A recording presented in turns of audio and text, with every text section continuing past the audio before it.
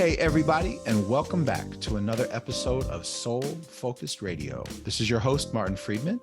I'm joined today by Dustin, our COO and senior consultant. Good morning, Dustin. Good morning, everybody. Good to be here. Excited to have another conversation with Jim. Awesome.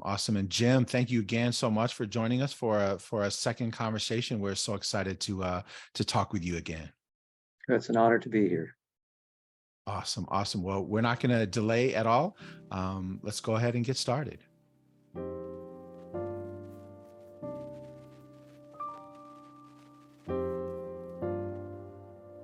All right, Jim. Well, let's jump into it. First of all, we want to thank you again. The first episode was really great.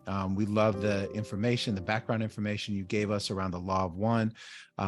Sharing with us and our listeners at Soul Focus Radio what the Law of One is and how important it is to bring love and light, and how sometimes it can be challenging, I think, for us to to just accept that we are infinite beings having human experiences. And I think the way that you framed that, which is something, us being infinite beings having human experiences, is something that's very integral to the Soul Focus group. So thank you for, sharing the view of that through the Law of One. So first of all, I just want to thank you for that. And thank you for giving us the information that you did last time.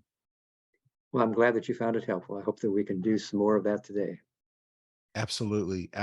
And, this time, Jim, we really want to explore your experiential relationships with the Law of One and the raw material. We believe that it's going to be very important for us and for our listeners to understand somebody that's been so closely and intimately connected to the Law of One and the raw material for so many years, to see how this has impacted your life. Beyond just being part of the channeling experience. So we really want to delve into that with you today. Okay, let's give it a shot. Awesome. Thank you. So Jim, at your most heartfelt level, what has the Law of One meant in your life? We talked a little bit last time about how you kind of had some shifts in terms of philosophy and belief systems, and then how it very much aligned with where you were headed. But on a more, like I said, more heartfelt level, how has the Law of One impacted your life and your life experiences? Well, I think the most important thing for me has been to be able to open my heart in unconditional love for all those around me, seeing them as being the creator, seeing them as being me, that there's nothing but the creator, and that's something that we all face from time to time. There's so many ways in this world in which we live now to disagree with each other and have opposing points of view and treat each other poorly because of that. And I think that's the great lesson we've all come here to learn. That and sometimes, like you said, the lessons are hard won. They're not easy. And I think there is a value in the effort that's necessary in order to see others as the same as ourselves.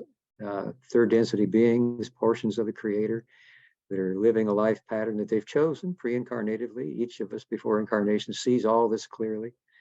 And then when we get into the incarnation, that there's that veil of forgetting that comes down and we forget.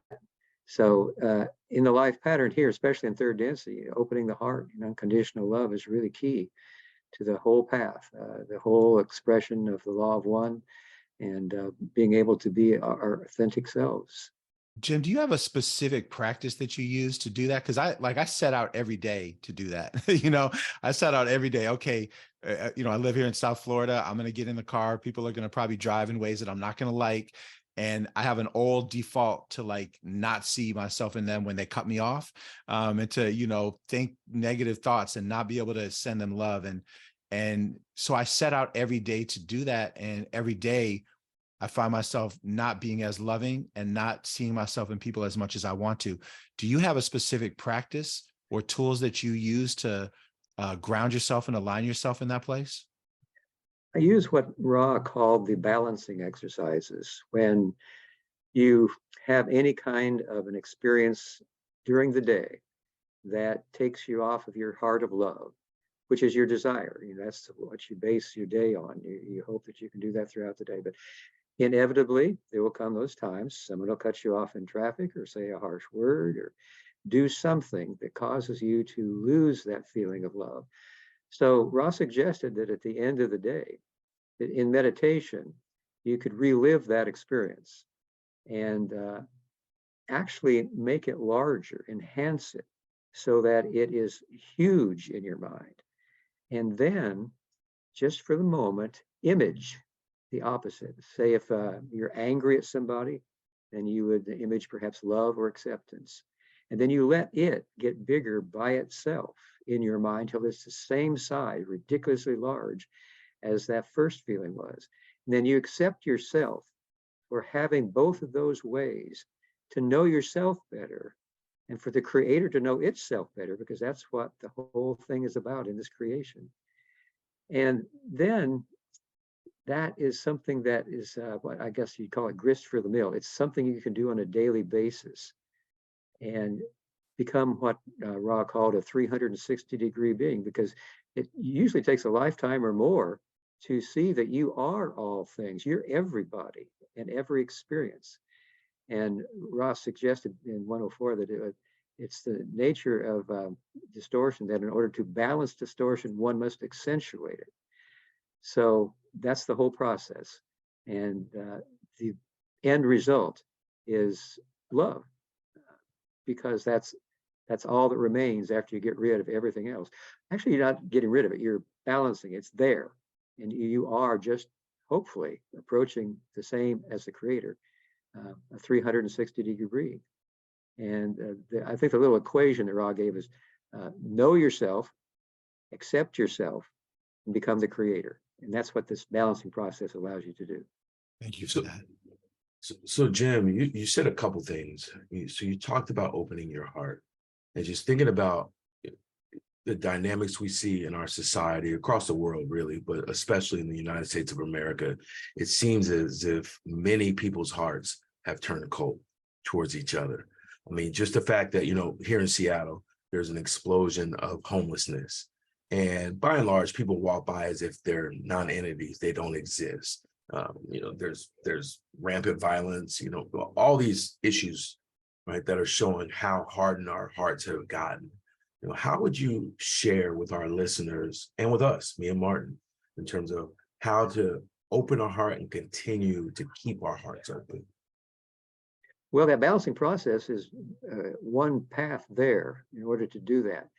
And I think that each of us has a preincarnatively chosen potential that at some point can be activated if we are conscious of the need to follow a spiritual path that sees opening the heart as the great journey, the great lesson here in the third density.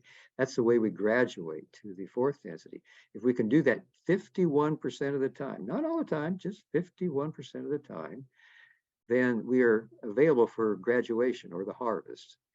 So I think you have to be a spiritual seeker first of all. You have to know that you are on a spiritual journey. And so many people in our workaday world don't really know that. They are in what Ra calls the sinkhole of indifference. And in that sinkhole of indifference, they can find themselves engaged in all of these situations of opposition and anger and frustration. So first of all, and I think probably the people that listen to your Zoom meets or podcasts are very likely conscious seekers of truth. So once that you know that, then you have as your goal the opening the heart. And it's just enough to point the compass so that if you can do that, then in the fourth density, you refine all of that so that you get closer and closer to 100% of the time. But that's what the octave of densities is for, is that path back into union with the one creator. So here in the third density, we just have to use our will that such a thing is possible, our faith that is possible, and then try to use the balancing exercises and move forward in your own heart opening. And I think that for each person, there's a time when that will happen and you'll be aware of it. So Jim, you also said that everyone is everything. And I think a lot of people maybe hear that as metaphorical, it's just because we have this illusion of separation and, you see ourselves as separate beings and You start to relate to the animals, the earth, the trees, everything is separate. But for the listeners, how does someone really begin to understand what that means, that we are one? Well, if you study the law of one, you realize that the one infinite creator created everything in the universe in order to know itself better. Everything, all of the galaxies, the planets, all of the life forms, from plants and animals to third density beings, fourth, fifth, sixth, and seventh. Everything is part of the creator. There is nothing that is not part of the creator. There is only the creator. And that is a mind-blowing thought for most people, because that is, could there be a better situation for spiritual growth to know that the creator is within you, walking with you at all times? That if you can, in your meditations, feel that presence. Ross suggested that meditation is a way of listening to the creator, probably not in words, because what will happen is the thoughts too deep for words there. But your meditations are a way of communing with the creator, so that throughout your day, there can be these feelings of oneness that can show up in your consciousness. So I think you can, just grasp the seeming impossibility of this, what Ra called the way things are. That is the law of one. The one great original thought, the creator, is everywhere at all times, knowing itself through you, and you have a chance to know yourself and the creator on your spiritual journey. It's a win-win-win situation. It's could there be a better nature of reality? Beautiful answer. It's so amazing that you talked about relationship with the creator beyond words. One of the things I've been thinking about just on my personal journey, like I love to read. I'm always studying, watching YouTube videos, just want to learn. But what I've been telling myself is to put the books down for a bit, put the podcast, the video cast down for a bit, which is hard. It's almost like, an obsession in many ways, and just to be. And so, beyond words, and I'm experiencing, we do a lot of workshops with people, and I'm experiencing the truth that it's not what I say or what Martin or any of our colleagues, Mahdi, says in a workshop. It's the energy we're bringing into a workshop. Yeah. That I could sit in a room and be quiet the whole time. If my energy is correct, it's going to have probably a more transformational effect than any word that I say. So, what you just said just really reinforced what I've been, understanding about myself, and where I, am positioning myself spiritually, at least, as of late.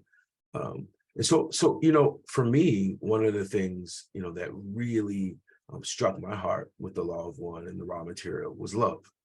And that's, if the biggest takeaway from the law of one for me is love, and seeing ourselves in each other, of course, seeing the creator, but all of that is centered around love and light. And so, when we think about catalysts, maybe one of the most challenging catalysts we might have here in third density is our intimate relationships, and with our partners, even with our families. I want to ask you, how have you integrated love in your most intimate relationships? Well, I have been very fortunate over the years since the Raw Contact, the 42 or 3 years since then, is to have a spiritual family here at L&L Research and all around the world that we're in communication with at various times. So I think I've got an easier path than most people do, because it's the focus of our being, of our work, of our daily round of activities, is to share that love with each other. And so I guess that probably the better way for me to answer it would be to say, look at my neighbors that I have here and see how I've been able to share that love with them. And I've been here in this house for 39 years, and my neighbors have been here just about that long. I'm in the historic Anchorage, Louisville district, and they have been here for some time. And we've gotten to know each other and help each other out in various ways. And since I know that what we're all trying to do is to develop that love for each other, I try to help them out in whatever way I can. Some of them are a little older than I am, and they need a little help in the winter shoveling their walks of snow. My neighbor here has just gotten back from a trip to Italy, and I looked after some of their plants in the garden and sprayed them with this deer repellent made out of putrefied eggs. And then other neighbors, would just do one thing and another for each other.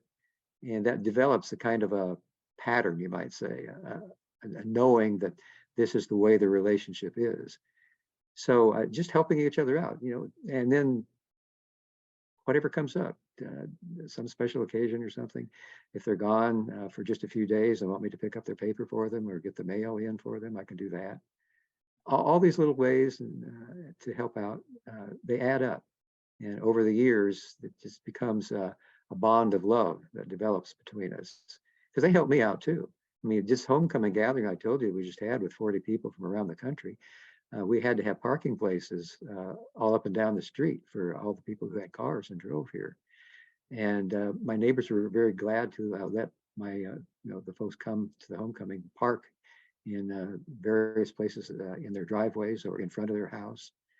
So, it's a trading back and forth of one manifestation of love and another. Thank you. So I want to pivot to meditation as a spiritual practice. In your meditation, what have you most recently uncovered spiritually through your meditation about yourself and your journey? Well, my meditations are a little different these days than they were, say, years ago. After Carla passed away, I saw her in dreams, and she helped me to develop a connection with some inner guidance that suggested a way to meditate at this time for me would be to use what some people call square breathing, to inhale, hold the breath, exhale, and then hold the breath again. And the purpose of that is to continue to awaken both the indigo and violet ray energy centers, which are ways of, that's the way of contacting the creator within ourselves, within each other, seeing the creator there, so that what my daily round of activities is composed of then is built upon this foundation of seeing the creator all around me and being able to recognize that that is the nature of the reality, the true nature. So that's been since it's been 8 years now, I've been using this technique. And it does help me to be able to recognize the creator in the people that I see, whether I know them or not, when I'm down in Middletown shopping or out running errands somewhere, that everyone is the creator. Thank you, Jim. Just really thinking about a lot of what you were saying, and especially a little bit earlier, you were talking a lot about how important it is to see everything as connected, everything as the creator, and how important it is to see love. And I remember last time we were together, you talked about your neighbors too, and that you might, like politically or ideologically, you might have some differences, right? But you all are able to see yourselves in each other. One of the things that really gets in the way of that for a lot of us is unhealed childhood trauma. A lot of us are walking around as hurt inner children, like leading with our inner child. A lot of times when you see like people going at it politically or ideologically, it's like children like screaming at each other and fighting with each other. And I think a lot of us are on that journey to heal our hurt inner children. And I'm just really wondering, what Ra would say about that, and really wondering what your thoughts are about how the Law of One material relates to that concept of healing from our childhood trauma, healing our hurt inner children. Yeah, I think that we all have those experiences, and I think that they're probably there for a reason. If we can Carla always said that that inner child, or sometimes called the dark side of the self, that has these difficulties that pops up now and then so that they're expressed, and then you wonder, where did that come from? How do I deal with that?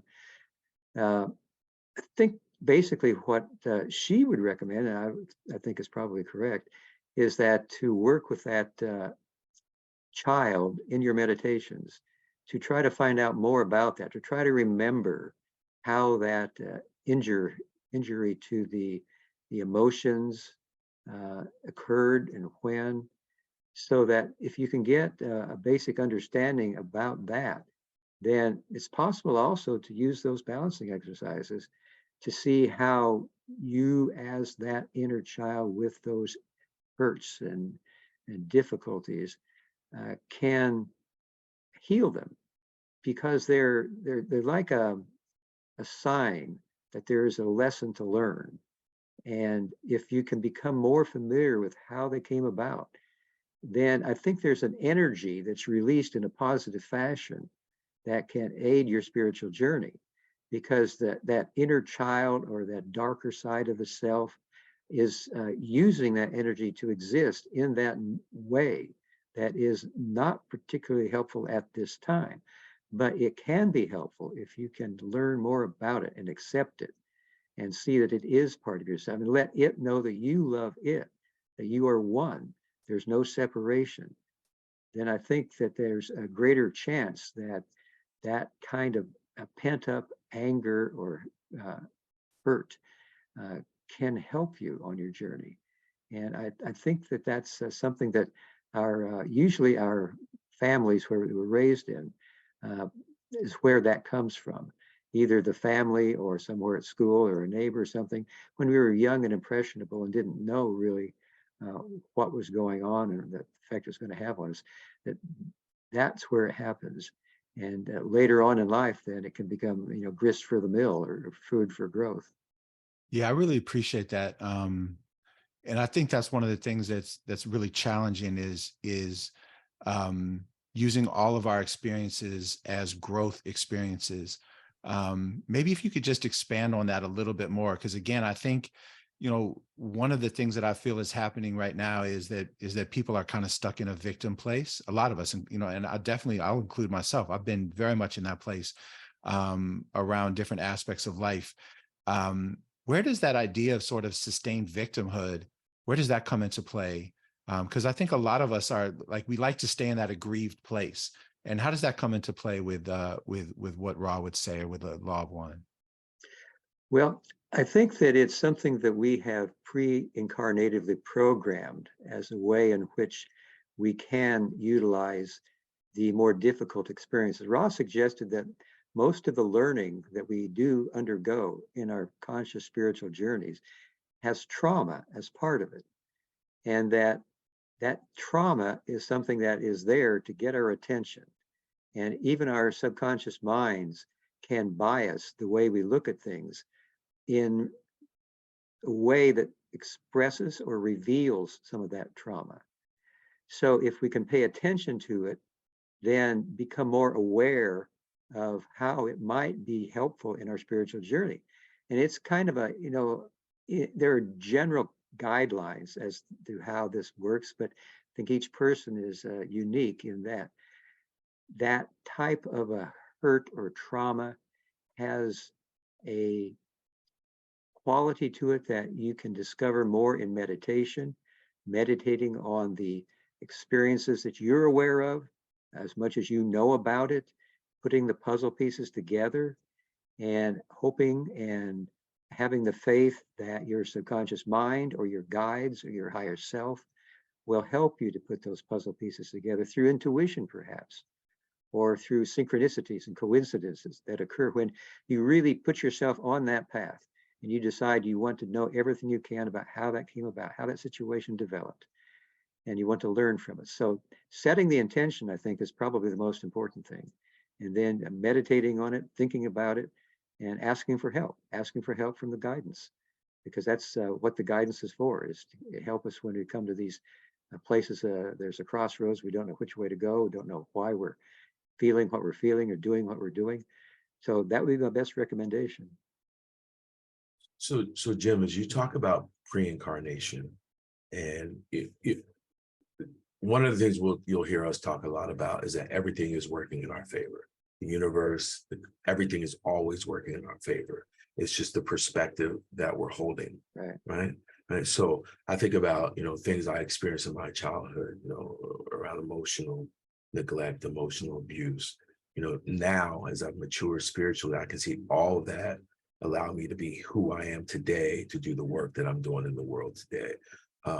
Could you talk more around pre-incarnation and how that works in terms of what we come here to experience and to evolve and to grow? Each of us, before we are incarnate, has a repository of history. We have lessons that we've learned in previous incarnations. We have lessons perhaps that we have not learned. So usually we get together with our guides or our higher self before the incarnation, and we see which lessons we would like to undertake in the upcoming incarnation. And we program how those lessons are supposed to or most effectively be experienced, and what the growth potential is in the lesson. So once then we are in the incarnation, then we have these situations that present themselves in one way or another to help us see those lessons. And again, what I mentioned before about the subconscious mind biasing how we look at what happens to us is one way that we can look to what the purpose of the lesson is. There, and if we don't get it the first time, it's likely to come around again. So one thing we can do is to look for repeating patterns as we live our lives, something that just keeps coming around and something has perhaps been a problem for us for one time or another, and just try to put all those little indications, those synchronicities, those intuitions together to form the puzzle that gives us the answer and gives us the chance to learn what we've come to learn. And sometimes it takes a long time for that to happen. Some lessons are programmed to take a good deal of a life pattern. You wanted to know more about my personal experience, well, I can share one with you on what I'm talking about. When I was, Ross said that my anger at myself was a means by which I could learn how to accept myself. So I programmed anger at myself to develop more compassion for myself. And the way it worked was like when I was in the 4th grade, I was trying to hit a baseball with a bat outside and I couldn't hit it. So I got angry and I threw the bat through the bathroom window. And for the rest of almost 68 years, one time or another, when I'd be doing some sort of work and something went wrong, I would break a tool that was valuable to me. So on August 3rd, 2016, I was ready to go to bed. I was working with my computer and the power cord came out 3 times. So I got angry and whacked the back of the monitor with the power cord and broke the monitor. So as I was going to bed, I said to myself, here I have done it again. I've broken a valuable tool with my anger. And then I asked myself a question. I said, I wonder what it would be like if I could accept myself in the pit of despair that I am right now. And all of a sudden, my heart started beating fast. My eyes were crying tears. And I knew finally, after 68 years, I could accept myself. But that was the way it worked. And it took a long time. And it was a lot of traumas and a lot of super glue and duct tape, in my life. Thank you for sharing that. It's a very beautiful story. And, one of the things you're making me think of, just, there's certain dynamics I'm having with my partner where we, end up having, we both get triggered from childhood stuff, her childhood stuff, my childhood stuff. We just keep trying to one up each other, right? Instead of really just accepting what I'm hearing and feeling in this moment, as I listen to you share that story, is accepting her journey and my journey with no judgment. Seeing all the potential in the experiences that we're having, even the reoccurring painful experiences, not listening to each other well, or feeling dismissed or not heard from each other, that there's opportunity to get to where you got to at 68 years old. There's opportunity right now, a little bit younger than 68. So thank you for sharing that story.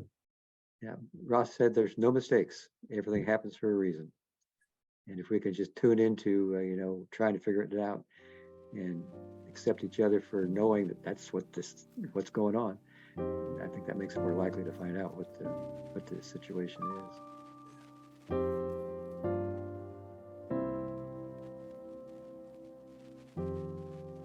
Yeah, I'm just really honestly, just sitting with that example, because I know it really hits home for me, and I imagine it really hits home for a lot of our listeners.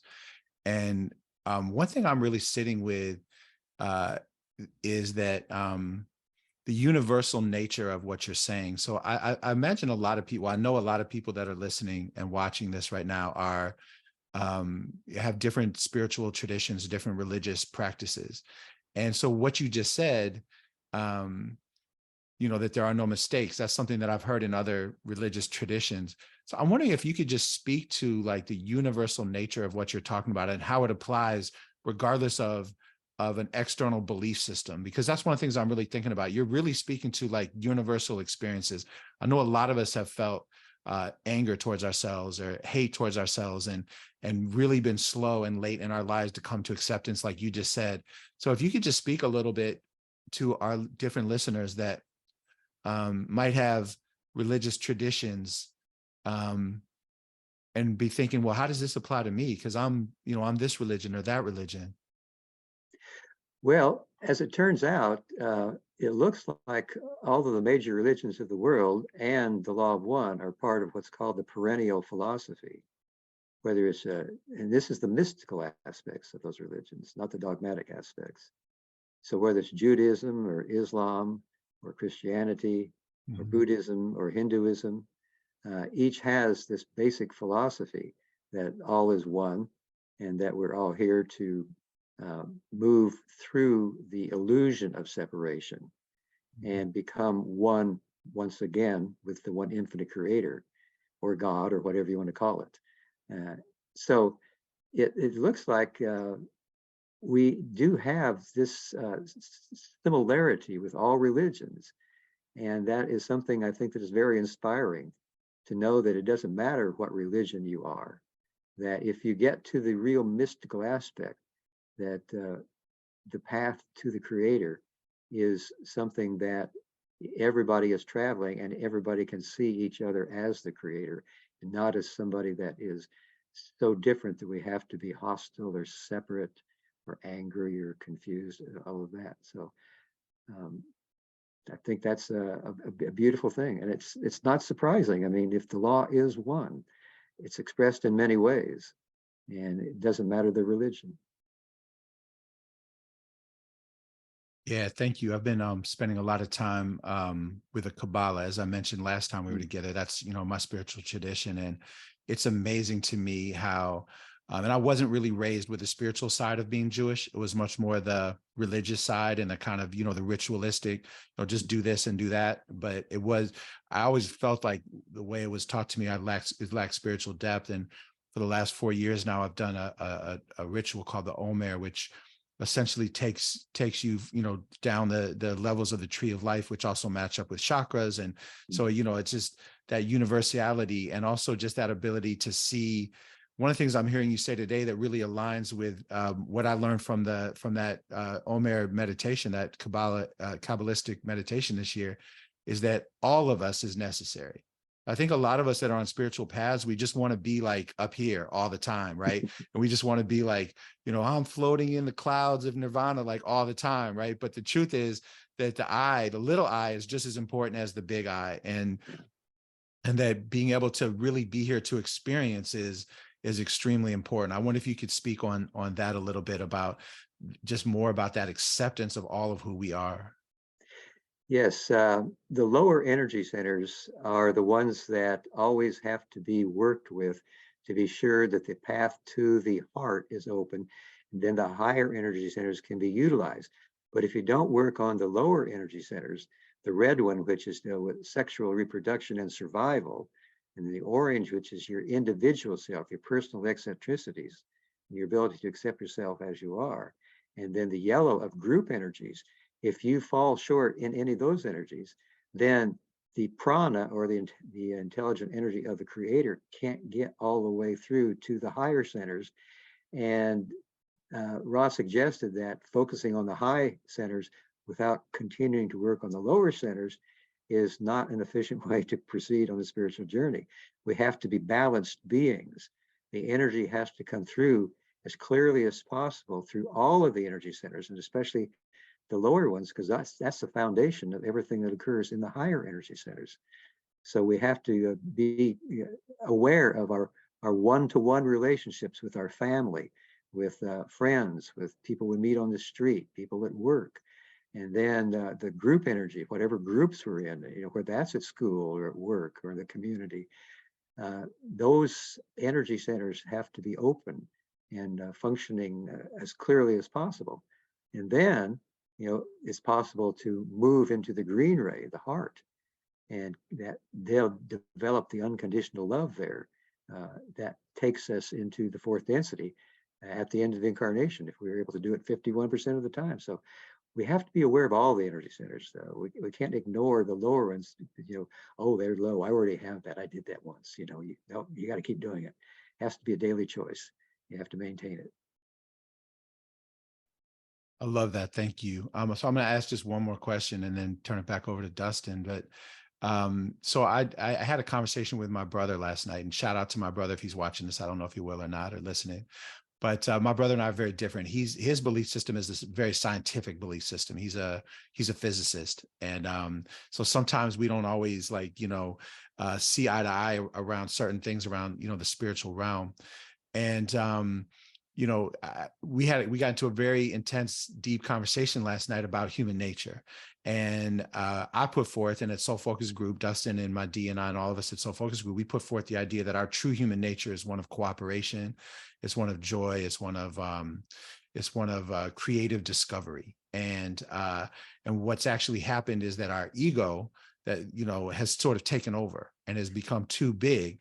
And so we're away from our true human nature. And he doesn't agree with that. He says he doesn't think that that's our true human nature. And knowing, in the previous conversation, you talked about how we can actualize, I can't think of the right term right now, but sort of actualize either in the positive or the negative realm of a density. What is your thought about that in terms of our true human nature? Well, like you said, people have different ideas about it, and the scientific approach is one which Don tried to use the scientific approach to discover more about the meaning of life and what it was all about, but he found that for him it didn't work, and that he had to get into the area of the paranormal to discover more of what life was really about. He began to regress people and hypnotically and discover reincarnation is the way it works. So I don't know, when you have somebody like your brother who has very strong and scientific beliefs, I think there just have to come a time, that we have to realize that everybody has programmed the way that is the best for them to get to where we're all going. And that is to open the heart and unconditional love. And sometimes it just takes a while for that to occur. And maybe there will be some event in the life pattern of your brother or somebody of similar nature that will cause him to stop and ask questions that he hasn't asked before. Or maybe he'll continue on that path. It's hard to say. Sometimes the signposts that we program pre-incarnatively are missed. And that means that when we pass, drop our bodies and go into the afterlife or the metaphysical realms and meet with our guides, then we will make note that, we missed that signpost. Now in the next incarnation, let's set it up this way. So maybe there's a greater chance we will be able to recognize that as a signpost and move in harmony with our pre-incarnative choices. So I think it's impossible to say exactly how things are going to go, because we're all unique beings, and as spiritually realized as each of us hopes to be and are, there are still places where we may not fully realize what it is that we need to do in a specific situation. And so we're always learning, we're always growing. The process of growth is something that doesn't stop. It is an infinite process that we will undergo for the many, many incarnations and densities ahead. So I really hope the best for you and your brother. I have another friend that's in the same situation. His brother is a scientist, and They just can't find an area of agreement. But, that could change, but we don't know. Thank you, Jim. I appreciate that. So Jim, I want to ask you a question as a parent. So I have a 5-year-old who's soon to be 6 in August, and then I have a 3-year-old who will be 4 in January.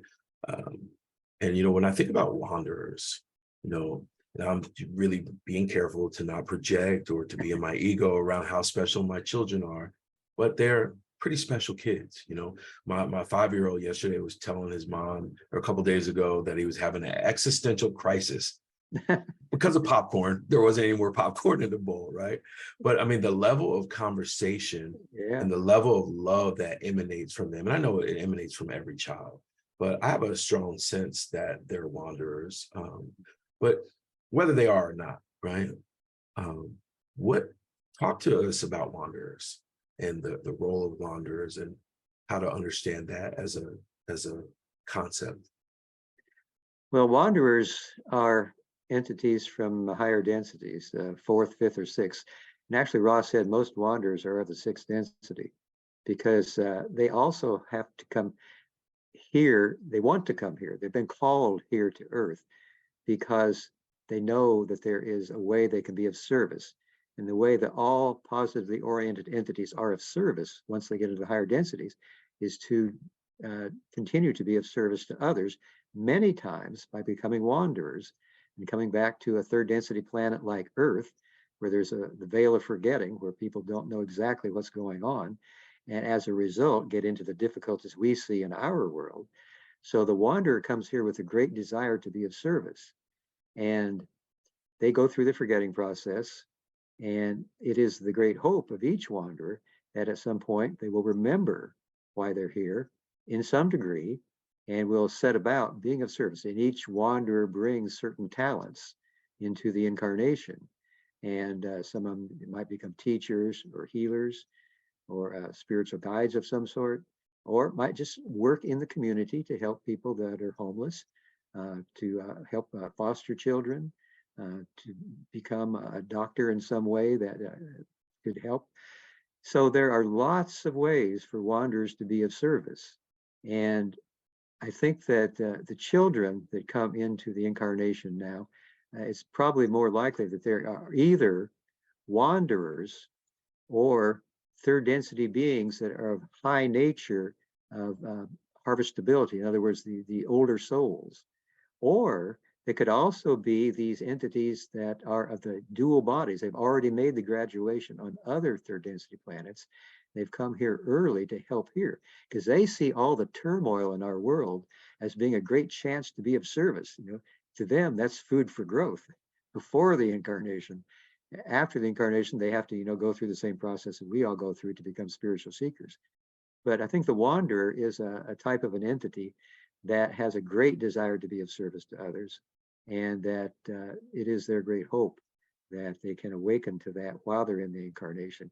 And many, many do. I think that wherever you see people that are of loving hearts and being of service to others, you could well be looking at a wanderer. Thank you for that. And I'm godson to his children, and they're incredible. They really are. They're all that and more. So we're gonna get ready to close out, Jim. And we at Soul Focus Group, we're all about creating human solidarity. Creating human solidarity is what we talk about all the time, and we say that a lot of us, and we mentioned this to you last time, but we all have a background in like working to try to end racism and other oppressions. And our answer to racism and those other oppressions is to create human solidarity. All racism, all other oppressions were all created to divide us when we believe we would naturally come together. Like I said before, we believe our true human nature is one of being united, being in solidarity with each other, being cooperative with each other, creating with each other.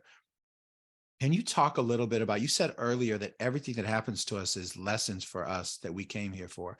Can you speak about that on the collective level a little bit? So what lessons are we getting as humans? It feels so hopeless and so overwhelming to so many people right now. And the idea of getting to a place of human solidarity feels almost unattainable. How could you speak to like what's going on with us, how that is actually working in our favor collectively, not just individually? Well, I think that all the difficulties that we have, racism, sexism, political parties, and economic theories, and so forth, are all, once again, grist for the mill. The learning that we accomplish here in the third density is learning which is sometimes, as we mentioned before, traumatic. And if we can see past the trauma, if we become conscious seekers of truth, then we know there is a reason somewhere for whatever's going on. And we can do as you all are doing, become part of the answer rather than part of the problem. And that is the great journey. And I think that more and more people are seeing that, even though there still seems to be so much dissension and anger between different types of people and different groups. If that anger and separation and confusion could be looked at with the open heart, then it could be used as food for growth, catalyst that could take the whole planet into the fourth density if people could consciously take a good look at themselves, the world around them, and see that there is a relationship that may not have been obvious before, but it's really there, that it is a beautiful world that we live in, if we can use it consciously. So I think that, people like you that are doing your work are really the answer to the question. And I think there are more people around the world, and in this country too, that feel that and see that and live that. So I think it's here for a reason. And if we can just recognize it and open our hearts and our minds to that, then we can all move forward together. This is a group journey. We are not separate beings. We are all one. And that is the great journey. That is the great work. Thank you so much. Yeah, we agree with you 100%. And, we see all of this as an act of love. And so we appreciate, we can feel the love emanating from you, and that what you're doing, you lead with love. And thank you for being open and vulnerable with us and sharing some of your own life experiences. We just want to thank you so much for being with us today and sharing with us as you did, Jim. Well, it's been a great honor to be here. I always enjoy talking to you because you are such authentic human beings and doing such good work. And it's such a joy to be here with you. Thank you for having me. Thank you. Thank you. Hope to come out and see you soon. Hey, that would be great. Yeah, I would love it. Love it. Anytime. Yeah. Let me know when. Yes. Yes. Yeah, me too. It would be great to meet down there.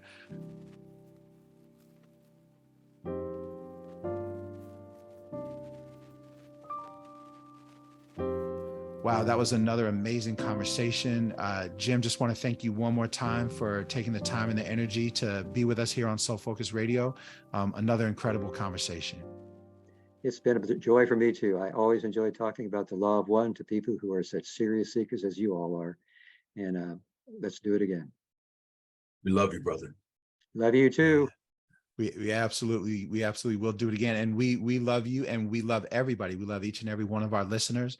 We thank you so much for being on this journey with us. We ask that you go to soulfocusgroup.com. If you're watching this on YouTube, please like, subscribe on all the platforms that we're on. Know that we are just growing and expanding, and we are growing and expanding from a place of love and light.